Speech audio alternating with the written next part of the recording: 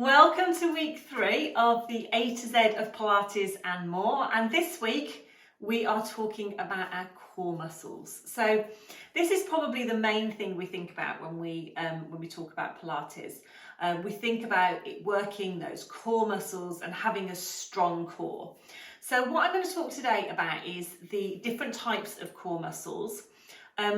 How to get them working a little bit, and how that relates to our Pilates practice. So I'm Zoe, I'm a physiotherapist and Pilates instructor and founder of Pilates Health Online. And Pilates Health Online is all about helping women get back into exercise so that they can do the things that they want to do. So, our core. Now, when we think about our core, or when we think about Pilates, we often think of the terms of pulling in the tummy, or sucking in the tummy, or trying to think of other ways that I've heard it described, but sort of pulling everything in and getting those core muscles working. And whilst, yes, we want to get those core muscles working, we want to get them working in what we call a functional way. We want to get them doing the job that they normally do, rather than trying to perhaps overwork them or to get them working while we're doing an exercise, but we're not getting that carryover into everyday life. So we've actually got different types of core muscles. We've got our deeper core muscles, which sit sort of closer and have attachments to the spine and around our middle, basically. And their job are our stability muscles. They are designed to work for a long time in the background, but just at a low level. So rather than creating power or force, they just work slowly in the background and they help us keep in a good posture. They help stabilize everything. They help to support the skeleton, basically. So when we think about our deeper stabilizing core muscles, we've got our diaphragm at the top, which is our dome-shaped muscle, which flattens to pull the air into the lung and raise into the lungs even, and raises up as we breathe out. So as we breathe in, it flattens, and as we breathe out, it raises up into that dome shape. We've then got our transverse abdominis muscles, which are deep muscles deep down and go around our middle. We've got our multifidus muscles, which attach to our spine, and then underneath we've got our pelvic floor. And those muscles form our stability muscles around our centre. Now, on top of that, we have our bigger muscles, our power muscles, if you like. And they're the ones that sometimes that we think about when we're trying to work our core. So these are perhaps our six-pack muscles, so our rectus abdominis muscle. And we've got our oblique muscles, and then we've got some of the muscles in the spine as well that actually work together as the outer layer, if you like, the more superficial layer, which actually produce movement and produce power. So they work in a different way. So those are the muscles, or particularly the rectus abdominis, is when we're doing sit-ups. Those are the muscles that we need to work.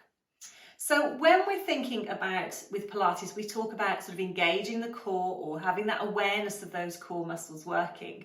We're really talking about those deeper stabilizing muscles and just getting them to work, getting them to sort of just fire in the background to keep us in a good position while we're doing the movements and to control those movements. And it's important that we get them to work in the right way. So, as I say, they're designed to work a little bit in the background, but they're designed to work for a long time. If we get them working by pulling them in and really trying to get them working hard, they're going to get tired very quickly because they're not designed to work in that way. So when we overwork them and we really sort of suck everything in, we're not only usually fixing our diaphragm, because we tend to want to hold our breath a little bit. You know what it's like, you sort of pull in and you want to hold your breath and everything's sort of still. So not only are we sort of fixing our diaphragm, but also we're overworking them, so they're going to get tired. And that is not the function that we want when we're walking around and moving. We want them working in the background. So we need to be careful how we work them, not because we're going to damage them, but because we want to get the most. If we're going to exercise, we want to get the most out of the activity. So I always think about sort of a dial, an imaginary dial, or a volume control on a speaker.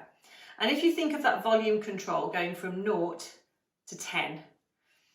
Rather than trying to pull everything in and taking that dial right up to that 10 position, what we're actually trying to do is actually get them working in that sort of 2 to 3 range. So it's just that awareness of those muscles working. And I'm going to show you how to do that in another video. I'm just going to talk to you a little bit today about actually what's the point in doing it all.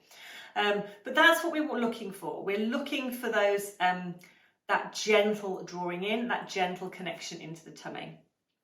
Our tummy muscles and our pelvic floor will work together.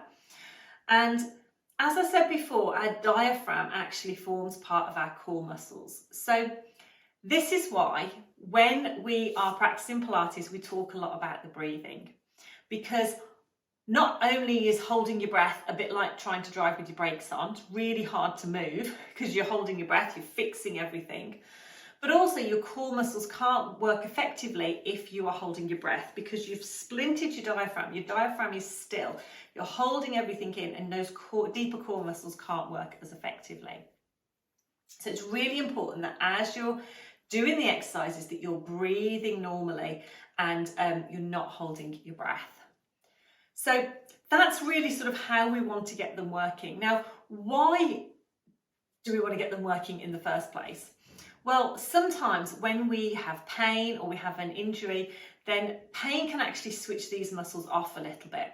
So they don't work as effectively, or they perhaps change the timing of when they fire. So perhaps when I say when they fire, if the brain sends a message to get those muscles working, there might be a slight delay, or the process of that messages coming from the brain is perhaps a little bit slower. And that can be disrupted by an injury or pain. So just retraining these muscles and getting us to move in a good way is really important. Now, yes, getting the core muscles working is important, but that is only one part of Pilates. And I personally think that movement is so important. The way we move, how we get these muscles working in everyday life, in a functional position. So when we're doing our activities of daily life, that's when we need these muscles working, not just when we're down on the mat. So bringing these exercises into different positions, into standing, looking at the way we move and how we move is really important, but also getting these muscles to work automatically. So I always tend to think about when we're starting an exercise, we cue those muscles to work, but then we take our focus to our movement, keeping our body in a good position, the quality of that movement, how our muscles and our joints are working. And those muscles should start to then kick in automatically in the background. And it's really important that we build that strong foundation, get those deeper core muscles working before we take the exercises up to the level where we're working our bigger power muscles like our six pack.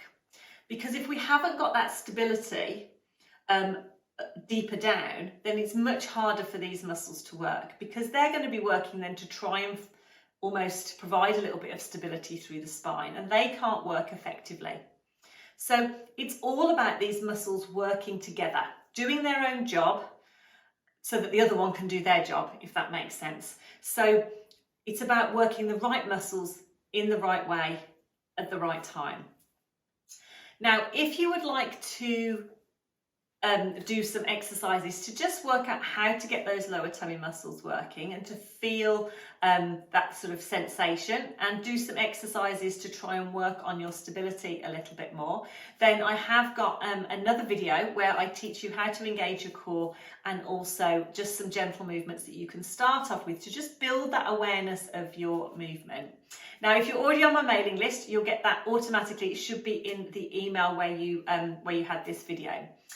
If not, if you want to get hold of those videos, just sign up to my newsletter.